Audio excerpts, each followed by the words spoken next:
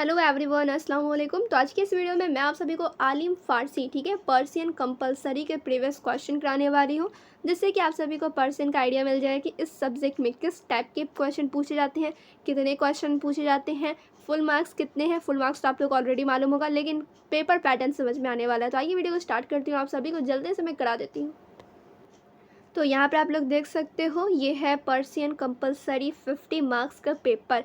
Question कितने पूछे गए हैं, अटेम्प्ट कितने करने हैं, ये सब चीज़ आप लोग को यहाँ पर देखना है। देखिए ऊपर लिखा गया है, candidates are required to give their answers in their own words as far as practicable. यानी कि जो कैंडिडेट हैं उनको जो क्वेश्चन पूछे गए हैं ना, आंसर क्या करना है, तो खुद से, खुद के अपने अल्फाजों में लिखना है, ओन वर्ड्स में करना है। बुकिश लैंग्वेज यूज़ नहीं करना है, यानी कि रट के गए जाके लिख दिए, ऐसा नहीं करना है। खुद से बनाकर आंसर लिखना है, ओन वर्ड में आंसर करना है। The questions are of equal value, जितने भी क्वेश्चन है सबके वैल्यू इक्वल है, ठीक है।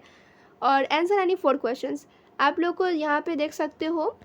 टोटल 8 क्वेश्चन पूछे गए, लेकिन इसमें आप लोग को अटेम्प्ट कितने करने हैं, तो टोटल करने हैं 4। आंसर यानी 4 क्वेश्चंस, 8 में से कोई 4 क्वेश्चन बनाने हैं, सबका वैल्यू इक्वल है। यानी कि अगर आप लोग को 2 नंबर क्वेश्चन आ रहा है तो 2 का आंसर करो, 1 नहीं आ रहा तो इसे आप लोग स्किप कर सकते हो, छोड़ सकते हो। यानी कि कहने का मतलब ये है 8 में से कोई 4 क्वेश्चन अटेम्प्ट करने हैं। क्लियर। अब क्वेश्चन आप लोग देख लो किस तरीके से पूछे गए हैं और क्या पैटर्न है, ठीक है, क्वेश्चन का लेवल क्या है वो आप लोग समझो। तो जैसे जैसे आप लोग क्वेश्चन पढ़ोगे तभी आप लोग को समझ में आएंगे। फर्स्ट क्वेश्चन जैसे लिखे गए हैं, ठीक है, और यहाँ पर दिया गया है अलिफ और बे, ठीक है।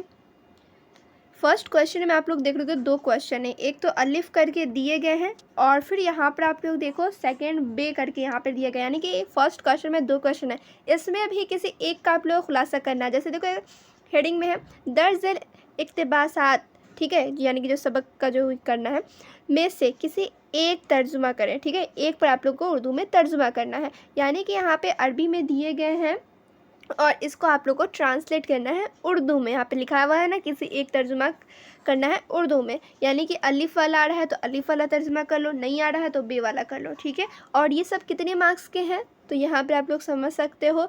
टोटल यहाँ पे आप लोग देखो फुल मार्क्स 50 है, लेकिन अटैम्प्ट करने आप लोग को कितने करने थे, 4 ही करने आप लोग को, ठीक है। अटैम्प्ट करने आप लोग को 4। अब समझ लो, अलिफ आ रहा है तो अलिफ लिखो, नहीं आ रहा है तो बे लिखो। तो इसमें भी आप लोग को थोड़ा सा ऑप्शन मिल गए हैं कि एक आ रहा है तो एक लिखेंगे, नहीं आ रहा है तो नहीं लिखेंगे। तो फर्स्ट क्वेश्चन में आप लोग को तर्जुमा करना है।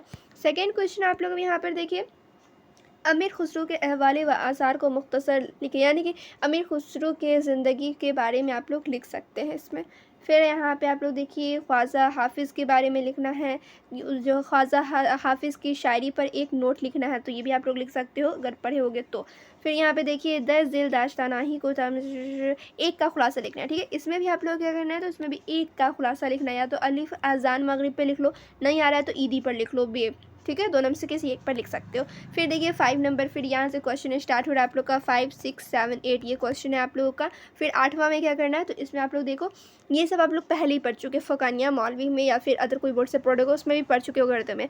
10 झेल रुबाई की तशरीह सयाक व सबाक की रोशनी में कीजिए, यानी कि जो नीचे रुबाई लिखा गया है, ठीक है, उसका तशरीह करना है, ठीक है। और सयाक व सबाक क्यों लिखा रहता है, क्योंकि ये बुक के हिस्से दिए जाते हैं, ठीक है। बुक में जो भी आप लोग का शेर शायरी वाला जो चैप्टर होता है उसी में से दिए जाते हैं, और यहाँ पे सबसे पहले आप लोग को पहचानना होता है ये किस चैप्टर से लिखा गया है और किसने लिखा है, थोड़ा बहुत वो लिखना होता है, देन आप लोग को तशरीह करनी होती है, ठीक है। इस पर मैं प्रॉपर वीडियो बना दूंगी। फिलहाल आप लोगों ने क्वेश्चन देख के समझ लिया होगा, आइडिया लगा लिया होगा। ज़्यादा टफ क्वेश्चन तो नहीं है, क्वेश्चन का लेवल थोड़ा लेवल ही में है, ठीक है, हाई लेवल का नहीं है, ठीक है।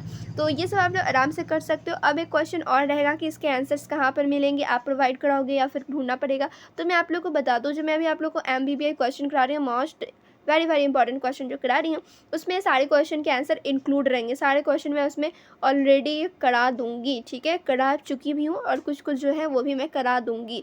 फिलहाल आप लोग क्वेश्चन देख लो किस टाइप के क्वेश्चन है, कितने पूछे जाएंगे, कितने मार्क्स से पूछे जाएंगे, ये आप लोग को समझ में आ चुका है, ठीक है। तो फिर मिलती हूँ दूसरे वीडियो में।